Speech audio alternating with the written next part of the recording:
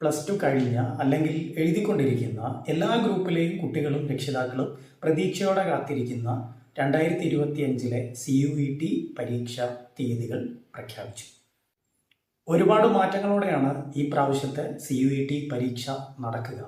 CUETയുമായി ബന്ധപ്പെട്ട പ്രധാനപ്പെട്ട വിവരങ്ങളാണ് ഈ വീഡിയോയിൽ. അപ്പോൾ എല്ലാവർക്കും ബയോടിപ്സിൻ്റെ മറ്റൊരു വീഡിയോയിലേക്ക് സ്നേഹത്തോടെ സ്വാഗതം. 46 സെൻട്രൽ യൂണിവേഴ്സിറ്റീസ് അടക്കം ഇന്ത്യയിലെ പ്രധാനപ്പെട്ട യൂണിവേഴ്സിറ്റികളിലേക്ക് ഡിഗ്രി കോഴ്സുകളിലേക്ക് നടത്തുന്ന കോമൺ യൂണിവേഴ്സിറ്റി എൻട്രൻസ് ടെസ്റ്റാണ് CUET. ഒരുപാട് യൂണിവേഴ്സിറ്റികളിലെ അനവധിയായ കോഴ്സുകളിലേക്കാണ് CUET പഠിക്കാനുള്ള സുവർണാവസരം ഒരുക്കുന്നത്. CUETയെ പറ്റിയും കോഴ്സുകളെ പറ്റിയും അറിയാത്ത ആൾക്കാരിലേക്ക് ഈ വീഡിയോ ഷെയർ ചെയ്യാൻ മറക്കണ്ട. JNU, AMU, BHU, Jamia Millia Islamia, Hyderabad central university, Pondicherry university, അതേപോലെ IFLU തുടങ്ങിയ ഇന്ത്യയിലെ തന്നെ എണ്ണം പറഞ്ഞ അടിപൊളി യൂണിവേഴ്സിറ്റികളിലെ ഡിഗ്രി കോഴ്സുകളിലേക്ക് അഡ്മിഷൻ കിട്ടാനുള്ള അവസരമാണ്, മറക്കരുത്. നീറ്റ് പരീക്ഷ കഴിഞ്ഞ് മെയ് 8 മുതൽ ജൂൺ 1 വരെയാണ് പരീക്ഷ നടക്കുക. ഈ പരീക്ഷ എഴുതാനുള്ള യോഗ്യത എന്ന് പറയുന്നത് +2 അല്ലെങ്കിൽ തത്തുല്യ പരീക്ഷ എഴുതുന്നവർക്കോ, അതായത് എഴുതിക്കൊണ്ടിരിക്കുന്നവർക്കോ പാസ്സായവർക്കോ CUETക്ക് അപേക്ഷിക്കാം. 3 വർഷത്തെ എഞ്ചിനീയറിംഗ് ഡിപ്ലോമ ഉള്ളവർക്കും അപേക്ഷിക്കാൻ അവസരമുണ്ട്. മറ്റൊരു കാര്യം, ഈ പരീക്ഷയ്ക്ക് പ്രായപരിധി ഇല്ല എന്നുള്ളതാണ്. അപ്പോൾ ഏത് പ്രായക്കാർക്കും പരീക്ഷയ്ക്ക് അപേക്ഷിക്കാം. മറ്റൊരു ഗുണകരമായ കാര്യം, കേരളത്തിൽ തന്നെ 17 പരീക്ഷാ കേന്ദ്രങ്ങളുണ്ട്. അപ്പോൾ പരീക്ഷ എഴുതാൻ നമ്മൾ വേറെ എങ്ങോട്ടും പോകേണ്ട കാര്യമില്ല.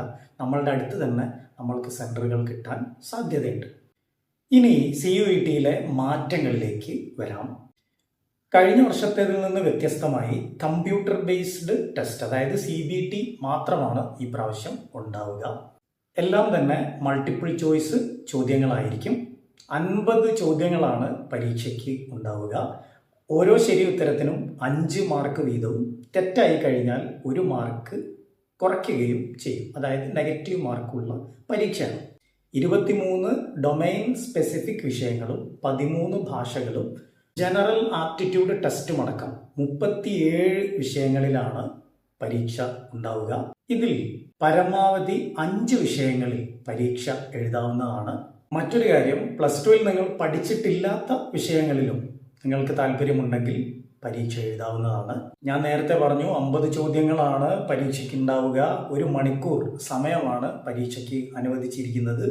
ഭിന്നശേഷിക്കാർക്ക് 20 മിനിറ്റ് അധിക സമയം നൽകുന്നതായിരിക്കും. മാത്രമല്ല മലയാളം അടക്കം 13 ഭാഷകളിൽ പരീക്ഷ ഉണ്ടാവും.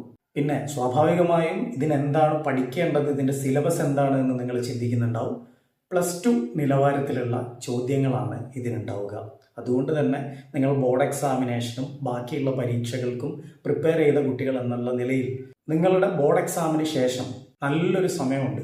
ആ സമയത്തിന് വേണ്ട വിധം പ്രയോജനപ്പെടുത്തിയാൽ ഈ പരീക്ഷയിൽ നിങ്ങൾക്ക് സ്കോർ ചെയ്യാവേ.